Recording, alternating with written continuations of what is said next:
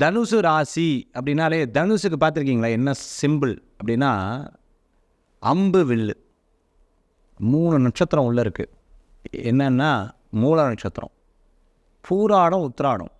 நீங்கள் எப்போவுமே நம்மளுடைய சாஸ்திர சம்பிரதாயத்தில் ஒரு விஷயம் சொல்லியிருப்பாங்க, எந்த தெய்வத்துக்கு அந்த நட்சத்திரம் இருக்கோ அந்த ராசிக்கு அந்த அனுகிரகம் ஜாஸ்தின்னு சொல்லுவாங்க. அந்த குணாதிசயங்களை அவங்கக்கிட்ட இருக்கிறத பார்க்க முடியும். அப்போது மூல நட்சத்திரம் யாரோடது அப்படின்னு பார்த்தீங்கன்னா ஆஞ்சநேயரோடது.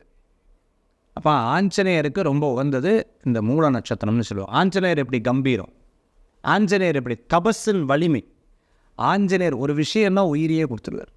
ஆஞ்சநேயர் எப்படி அப்படின்னா வாயு புத்திரர், ஆஞ்சநேயர் எப்படின்னா அஞ்சனை மைந்தன், எதையும் சாதிக்கும் திறமை உடையவர். அப்போ அந்த கேரக்டர்லாம் இதில் இருக்குமானா இருக்கும். பட் ஆனால் வைரத்து மேலே மண் இருந்ததுன்னா என்ன ஆகும்?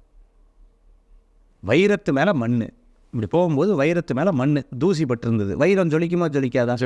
ஜொலிக்காது. அதுதான் தனுசு.